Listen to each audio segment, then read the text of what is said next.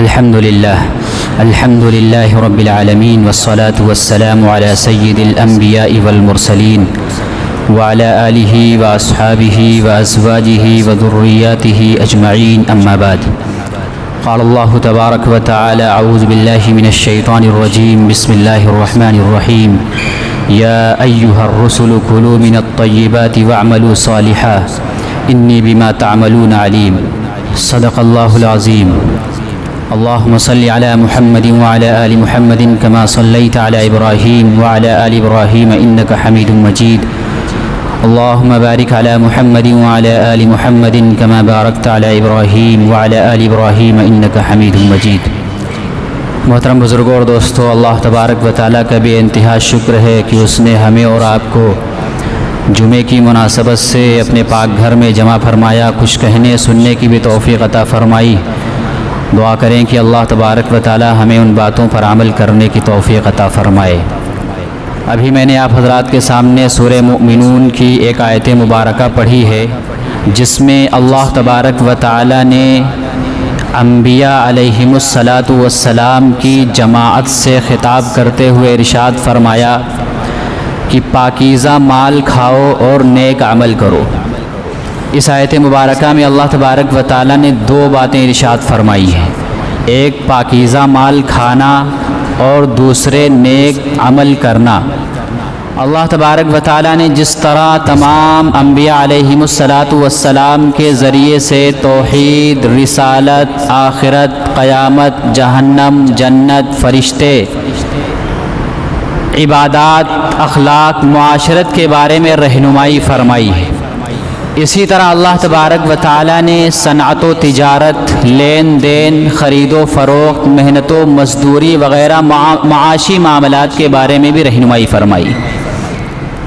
اور ان میں انسان کی اخروی اور دنیاوی کامیابی پوشیدہ ہے، کیونکہ جو انسان اسلامی سنہرے اصولوں کو چھوڑ دیتا ہے، پس پشت ڈال دیتا ہے، تو آخرت کی کامیابی تو اپنی جگہ ہے، وہ دنیا میں بھی ناکام ہو جاتا ہے، دنیا میں بھی بے سکونی، بے اطمینانی اسے حاصل ہوتی ہے.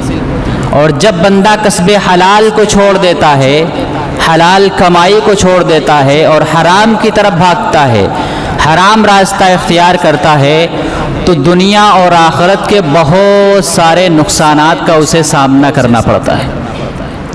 تو جس طرح اللہ تبارک و تعالیٰ نے انبیاء علیہم الصلاۃ والسلام کے ذریعے سے ہمیں عبادتیں سکھائی ہیں کہ اللہ کی کیسے عبادت کرنی ہے، اسی طریقے سے اللہ تبارک و تعالیٰ نے انبیاء علیہم الصلاۃ والسلام ہی کے ذریعے سے ہمیں معاملات کے بارے میں بتایا ہے. معاشی معاملات کی کیسے لین دین کرنا ہے، کیسے کاروبار کرنا ہے، حلال کاروبار کرنا ہے یا حرام کاروبار کرنا ہے، کس سے بچنا ہے، کیا کرنا ہے، کیا نہیں کرنا ہے. تو جو حرام مال اختیار کرتا ہے تو دنیا اور آخرت کے اعتبار سے وہ نقصان اٹھاتا ہے. تو حرام مال کا سب سے پہلا نقصان تو یہ ہے کہ انسان کی دعا قبول نہیں ہوتی ہے. حرام مال اختیار کرنے سے انسان کی دعا اللہ تبارک و تعالیٰ کی ہاں مقبول نہیں ہوتی ہے، رد کر دی جاتی ہے. اور یہ مضمون کئی روایتوں میں آیا ہے. چنانچہ حضرت ابو ہریرہ رضی اللہ تعالیٰ عنہ فرماتے ہیں کہ اللہ کے رسول صلی اللہ علیہ وسلم نے ارشاد فرمایا کہ اللہ تبارک و تعالیٰ پاک ہے اور وہ پاکیزہ اور حلال چیز ہی کو پسند فرماتا ہے، اور اس نے مومنین کو انہی چیزوں کا حکم دیا ہے جن چیزوں کا حکم اس نے رسولوں کو دیا ہے. پھر آگے آپ صلی اللہ علیہ وسلم نے ایک ایسے شخص کا تذکرہ فرمایا کہ جو شخص بہت لمبا سفر کرتا ہے، پریشان حال ہے، غبار آلود ہے، اور آسمان کی طرف اپنے ہاتھوں کو اٹھا کر دعا مانگتا ہے اور یا رب یا رب یا رب کرتا ہے، لیکن اس کا کھانا حرام ہے، اس کا پینا حرام ہے، اس کا لباس اور پہناوا حرام ہے، تو اس کی دعا کہاں سے قبول ہو جائے گی؟ تو حرام مال کا نتیجہ یہ ہے کہ انسان دعا مانگتا رہتا ہے لیکن اس کی دعا قبول نہیں کی جاتی ہے، کہ حرام کا ایک لقمہ بھی پیٹ کے اندر نہ چلا جائے. چنانچہ ابراہیم بن ادہم رحمۃ اللہ علیہ کے بارے میں آتا ہے، وہ اپنا واقعہ خود بیان فرماتے ہیں. وہ فرماتے ہیں کہ یہ واقعہ اس وقت کا ہے جب میں بیت المقدس میں تھا. عشاء کی نماز ہوئی نماز پڑھ کے سب اپنے اپنے گھر چلے گئے، میں مسجد میں بیٹھا ہوا تھا کہ اچانک 2 فرشتے آئے اور مسجد کی محراب کے پاس ٹھہر گئے اور دونوں باتیں کرنے لگے۔ ایک فرشتے نے دوسرے فرشتے سے کہا کہ یہاں کسی انسان کی خوشبو آ رہی ہے، کہ کوئی انسان موجود ہے۔ دوسرے نے کہا کہ ہاں یہاں ابراہیم بن ادہم موجود ہیں۔ تو پہلے نے کہا کہ وہی ابراہیم بن ادہم جو بلخ کے رہنے والے ہیں، تو کہا کہ ہاں وہی ابراہیم بن ادہم جو بلخ کے رہنے والے ہیں۔ تو دوسرے فرشتے نے کہا کہ انہوں نے اللہ کی رضا حاصل کرنے کے لیے بڑی مصیبتیں برداشت کی ہیں، تکلیفیں اٹھائی ہیں، اور تکلیفیں اور مصیبتیں اٹھانے کے بعد، برداشت کرنے کے بعد بہت صبر کیا تو اللہ تبارک و تعالیٰ نے ان کو ولایت کے مقام تک پہنچا دیا، مرتبہ ولایت انہیں عطا فرما دیا۔ لیکن صرف ایک چھوٹی سی غلطی کی وجہ سے اللہ تبارک و تعالیٰ نے ان کو مرتبہ ولایت سے گرا دیا، ولایت کا جو مرتبہ تھا ان سے واپس لے لیا۔ تو دوسرے فرشتے نے کہا کہ ان سے کیا غلطی ہوئی تھی، کیا بات ہوئی تھی کہ اللہ تبارک و تعالیٰ نے مرتبہ ولایت ان سے واپس لے لیا؟ تو کہا کہ یہ بصرہ میں جب تھے تو ایک کھجور بیچنے والے کے پاس گئے، وہ کھجور بیچ رہا تھا، اس سے کچھ کھجوریں خریدی۔ جب واپس ہونے لگے تو زمین پر دیکھا کہ ایک کھجور کا دانہ پڑا ہوا ہے، وہ یہ سمجھے کہ یہ کھجور میرے ہاتھ سے گر گئی ہے، چنانچہ انہوں نے اس کھجور کو اٹھایا، صاف کیا اور کھا لیا۔ حالانکہ وہ کھجور کا دانہ اس بیچنے والے کے ٹوکرے سے گرا تھا، ان کی کھجور نہیں تھی، انہوں نے کھا لیا، اور جب یہ پیٹ میں گیا، جسم میں گیا، تو اللہ تبارک و تعالیٰ نے ان سے ولایت کا مرتبہ واپس لے لیا۔ یہ باتیں حضرت ابراہیم بن ادہم رحمۃ اللہ علیہ دروازے کی آڑ سے سن رہے تھے۔ یہ سنا تو روتے ہوئے مسجد کے باہر گئے اور بصرہ کا سفر اختیار کر لیا، سفر پر نکل گئے۔ وہاں جا کر ایک کھجور فروش کی دکان پر پہنچے اور کھجوریں لی، اور پھر اس کھجور والے کے پاس گئے جس سے پہلے کھجوریں خریدی تھی، اس کو کھجور واپس کی، پورا واقعہ اس کو سنایا اور کہا کہ وہ جو کھجور میں نے کھا لی تھی وہ اپنی کھجور واپس لے لو، مجھ سے غلطی ہوئی تھی، مجھے معاف کر دو۔ چنانچہ اس نے معاف کر دیا۔ تو مختصر یہ کہ پھر یہ بصرہ سے بیت المقدس آئے اور مسجد میں بیٹھ گئے۔ جب رات کا کچھ حصہ گزر گیا تو 2 فرشتے آئے اور آپس میں باتیں کرنے لگے کہ یہاں پر تو کسی انسان کی خوشبو آ رہی ہے۔ تو دوسرے فرشتے نے کہا کہ یہاں ابراہیم بن ادہم موجود ہیں، جن سے اللہ تبارک و تعالیٰ نے ولایت کا مرتبہ چھین لیا تھا، ولایت کا مرتبہ واپس لے لیا تھا، لیکن اب اللہ تبارک و تعالیٰ نے ان کو اپنے فضل و کرم سے ولایت کا مرتبہ دوبارہ عطا فرما دیا ہے۔ یہ احتیاط تھی ان کی۔ آج ہم ذرا غور کریں کہ ہم جان بوجھ کر یا انجانے میں کتنے لوگوں کا حق دبائے بیٹھے ہیں، اور کتنے لوگوں کا حق کھائے بیٹھے ہیں، اور کتنوں کا حق کھا رہے ہیں، اور ہمیں اس بات کی پرواہ نہیں ہے کہ ہمیں روز محشر میں اس کا حساب و کتاب بھی دینا ہے۔ تو حرام مال کا سب سے پہلا یہ نتیجہ ہوتا ہے کہ انسان کی دعا قبول نہیں ہوتی ہے، اور دوسرا نقصان یہ ہے کہ جب انسان حرام مال کماتا ہے اور اس سے صدقہ کرتا ہے تو وہ اللہ کے نزدیک صدقہ بھی قبول نہیں ہوتا۔ حرام مال ہے، اللہ کی راہ میں خرچ کر رہا ہے، چاہے جتنا خرچ کر ڈالے، اللہ تبارک و تعالیٰ کے وہ مقبول نہیں ہوتا ہے۔ امام ترمذی رحمۃ اللہ علیہ نے اپنی کتاب ترمذی شریف میں ایک روایت نقل کی ہے، فرماتے ہیں کہ اللہ کے رسول صلی اللہ علیہ وسلم نے ارشاد فرمایا کہ نماز بغیر وضو کے قبول نہیں ہوتی، اور وہ صدقہ قبول نہیں ہوتا ہے جو حرام مال کے ذریعے سے کیا جائے۔ مسند احمد میں روایت موجود ہے، اللہ کے رسول صلی اللہ تعالی علیہ وسلم نے ارشاد فرمایا کہ جو شخص حرام مال کماتا ہے اور پھر اس سے اپنی ضرورتیں پوری کرتا ہے تو اس میں برکت حاصل نہیں ہوتی ہے، اور حرام مال کے ذریعے سے جو صدقہ کرے گا وہ صدقہ بھی قبول نہیں کیا جائے گا، اور اگر وہ حرام مال ترکے میں چھوڑ کر مر گیا تو وہ جہنم کا توشہ ہے، جہنم کا سامان ہے۔ یہ حرام مال کا نتیجہ ہے کہ نہ تو اس کی دعا قبول ہوتی ہے، نہ تو اس کا صدقہ قبول کیا جاتا ہے۔ اور تیسرا ایک نقصان یہ ہے، پھر انسان کی عبادات بھی قبول نہیں کی جاتی۔ جو حرام مال کماتا ہے پھر اس کی عبادتیں قبول نہیں ہوتی، نمازیں قبول نہیں ہوتی ہیں۔ حضرت ابن عمر رضی اللہ تعالیٰ فرماتے ہیں کہ اللہ کے رسول صلی اللہ تعالیٰ علیہ وسلم نے ارشاد فرمایا کہ جو شخص 10 درہم میں کپڑا خریدتا ہے اور اس میں صرف 1 درہم حرام کا ہوتا ہے تو جب تک وہ کپڑا اس کے بدن پر رہے گا اس کی کوئی عبادت قبول نہیں کی جائے گی. اور یہ کہہ کر ابن عمر رضی اللہ تعالیٰ فرماتے ہیں اور اپنی دونوں انگلیوں کو اپنے کانوں میں داخل کرتے ہیں اور فرماتے ہیں اگر میں نے یہ حدیث اللہ کے رسول صلی اللہ علیہ وسلم سے نہ سنی ہو تو میرے یہ دونوں کان بہرے ہو جائیں. اتنی تاکید فرما رہے ہیں کہ اس کی کوئی دعا قبول نہیں ہوتی ہے، اور یہ حدیث نبی اکرم صلی اللہ علیہ وسلم نے ارشاد فرمائی.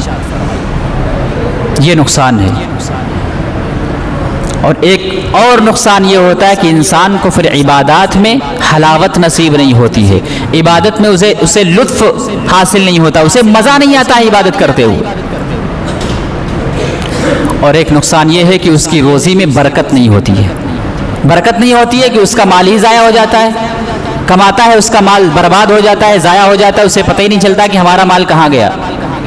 یا مال تو موجود ہے لیکن اسے سکون حاصل نہیں ہے.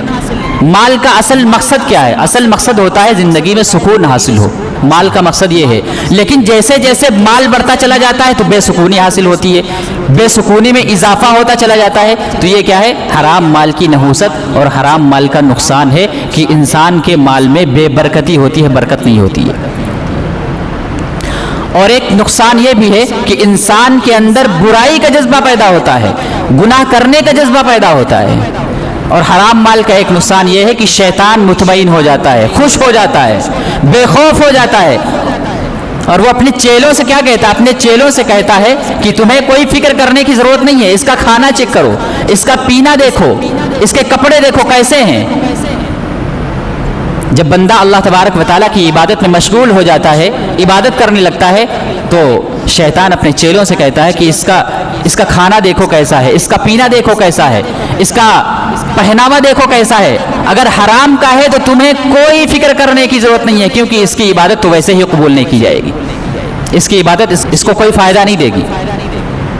تو یہ حرام مال کی نحوست ہے، حرام مال کے نقصانات ہیں کہ نہ تو اس کی دعا قبول ہوتی ہے، نہ تو اس کا صدقہ قبول ہوتا ہے، اور نہ تو اس کی عبادتیں قبول ہوتی ہیں، نہ تو اس کی روزی میں برکت ہوتی ہے، اور اس کے دل میں گناہوں کا جذبہ پیدا ہوتا ہے، برائیوں کا ارادہ پیدا ہوتا ہے، اور شیطان بے خوف ہو جاتا ہے، خوش ہوتا ہے کہ چاہے جتنی عبادت کر لے اس کی عبادت تو قبول ہی نہیں ہوگی ہے، اب اس کے پیچھے پڑنے کی کوئی ضرورت نہیں ہے. لیکن صحابہ کرام رضوان اللہ تعالی اجمعین بہت احتیاط فرماتے تھے. سیدنا صدیق اکبر رضی اللہ تعالیٰ عنہ کے بارے میں آتا ہے، سیرت نگاروں نے واقعہ لکھا کہ ایک مرتبہ ان کا ملازم کچھ کھانے کے لیے لے کر آیا، انہوں نے اس میں سے ایک لقمہ کھا لیا. پھر بعد میں پتہ چلا کہ وہ کھانا تو حرام کا تھا، کہ ان کا ملازم جاہلیت میں لوگوں کی غیب کی باتیں بتایا کرتا تھا، اسی کے عوض میں لوگ اس کو کچھ دے دیتے تھے، وہی کھانا وہ تھا. جب ان کو پتہ چلا تو کہا کہ تف ہو، ہلاکت ہو، تم نے یہ کیا کیا؟ اپنا ہاتھ اپنے منہ کے اندر ڈالا اور قے کرنے کی کوشش کی لیکن قے نہیں ہوئی. تو لوگوں نے بتایا کہ بہت زیادہ پانی پینے سے قے ہو جائے گی. چنانچہ وہ پانی پیتے جاتے اور قے کرتے جاتے، پانی پیتے جاتے اور قے کرتے جاتے، یہاں تک کہ ان کے پیٹ سے پورا کھانا نکل گیا. لوگوں نے کہا کہ اتنی مشقت برداشت کرنے کی کیا بات ہے، ایسا آپ نے کیوں کیا؟ تو انہوں نے کہا کہ اگر میری جان بھی چلی جاتی تب بھی یہ کھانا میں اپنی حلق سے باہر نکال کر رہتا، کیونکہ میں نے اللہ کے رسول صلی اللہ تعالیٰ علیہ وسلم کو ارشاد فرماتے ہوئے سنا ہے کہ اگر حرام کا ایک لقمہ بھی پیٹ کے اندر چلا جائے تو وہ جنت کا مستحق نہیں ہو سکتا، وہ جسم جہنم کے لائق ہے. اسی طرح حضرت عمر رضی اللہ تعالیٰ عنہ کے بارے میں آتا ہے کہ ان کے سامنے دودھ پیش کیا گیا، انہوں نے دودھ پی لیا لیکن اس کا ذائقہ کچھ عجیب سا لگا. انہوں نے ملازم سے پوچھا کہ دودھ کہاں سے لائے ہو؟ اس نے کہا کہ فلاں جنگل میں اونٹ، زکوٰۃ کے اونٹ چر رہے تھے، وہیں سے دودھ آیا ہے. تو آپ نے فوراً قے کر دی، کیونکہ ان کے لیے زکوٰۃ کا مال کھانا، زکوٰۃ کا دودھ پینا جائز نہیں تھا، حرام تھا. اسی طرح امام اعظم ابو حنیفہ رحمۃ اللہ علیہ کے بارے میں آتا ہے کہ کوفہ کے اندر کچھ بکریاں چوری ہو گئی تھیں، کچھ بکریاں کوفہ کے اندر چوری ہو گئیں. تو آپ نے لوگوں سے معلوم کیا کہ بکری کی زیادہ سے زیادہ زندگی کتنی ہوتی ہے. تو لوگوں نے یہی بتایا کہ وہی 7-8 سال۔ تو آپ نے کئی سالوں تک بکری کا گوشت نہیں کھایا، گوشت کھانا چھوڑ دیا کہ کہیں ایسا نہ ہو کہ وہ چوری کا گوشت میرے جسم کے اندر پہنچ جائے، اتنی احتیاط کرتے تھے۔ انہی کا واقعہ آتا ہے، یعنی امام اعظم ابو حنیفہ رحمۃ اللہ علیہ کا واقعہ، کہ کوفہ کے اندر بڑے تاجر تھے، کپڑوں کے تاجر تھے، امانتداری اور دیانتداری بہت تھی۔ ایک مثال تھے آپ، اس کی مثال بہت ہی کم ملتی ہے۔ وہ کہیں جا رہے تھے، اپنے خادم سے کہا کہ یہ جو کپڑے ہیں ان میں کچھ کمی ہے، ان میں کچھ نقصان ہے، کوتاہی ہے، اگر کوئی خریدنے کے لیے آئے تو کپڑوں کے اندر جو کمی ہے وہ بتا دینا پہلے، اس کے بعد بیچنا۔ آپ چلے گئے، پھر اس کے بعد جب واپس آئے دیکھا کہ وہ کپڑے موجود نہیں ہیں۔ ملازم سے کہا کہ کپڑے کیا ہوئے؟ تو اس نے کہا وہ بیچ دیے۔ آپ نے فرمایا کہ وہ جو اس میں کمی تھی، کچھ عیب تھا، وہ بتایا تھا اس کو؟ تو اس ملازم نے کہا کہ میں تو بھول گیا، بتانا ہی بھول گیا، نہیں بتایا تھا اس کو۔ تو امام اعظم ابو حنیفہ رحمۃ اللہ نے کیا کیا؟ 30,000 دینار آپ نے صدقہ کر دیے۔ اس کی جو مالیت بنتی تھی کپڑوں کی، 30,000 دینار وہ آپ نے صدقہ کر دیے۔